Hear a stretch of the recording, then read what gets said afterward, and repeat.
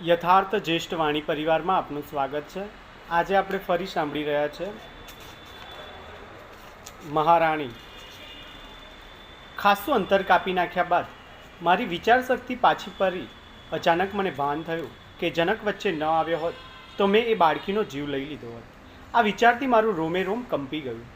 હાશ, સારું થયું કે છેલ્લી ઘડીએ સંજોગો બદલાઈ ગયા, પરંતુ રાવણની પુત્રી જીવિત રહી એ વિચાર સાથે મેં અનુભવી રાહત અને રાજીપો લાંબો સમય ટક્યો નહીં। એની જગ્યાએ પગલે પગલે મને કોઈ ન સમજાય એવો અજંપો અને અજાન ભય ઘેરવા લાગ્યો।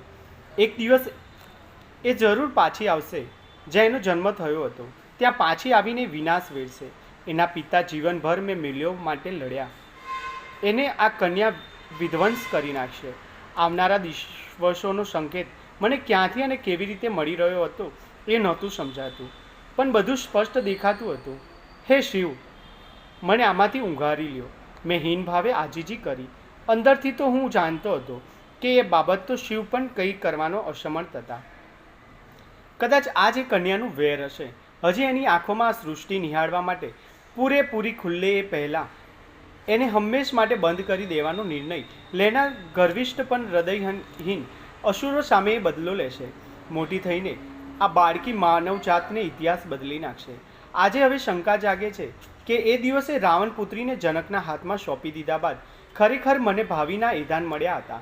એ વખતે તો સર્વનાશના દિવસ હજુ બહુ દૂર હતો। અસુરોને અને આખા દેશને સદીઓ માટે અંધકારની ગળતામાં ધકેલી દેનારો સમય આવવાનો હતો, પણ ક્યારે? એની તો ત્યારે કોઈને કલ્પમાં સુદ્ધા ન હતી। એમને જીવવા દો। હું કોઈને મોઢું બતાવવાને લાયક ન રહ્યો।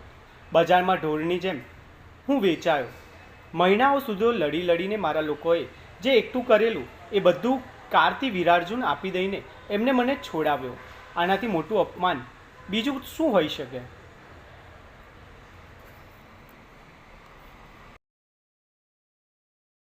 જો આજની કથાએ તમને પ્રેરણા આપી હોય તો વિડીયોને લાઈક કરો અને યથાર્થ જ્યેષ્ઠ વાણી પરિવારનો ભાગ બનવા માટે હમણાં જ સબસ્ક્રાઇબ કરો। તમારું એક સબસ્ક્રાઇબ અમને વધુ પ્રેરણાદાયક કથાઓ લાવવા માટે શક્તિ આપે છે। મળીએ ફરી એક નવી પ્રેરણા કથા સાથે। જય શ્રી કૃષ્ણ।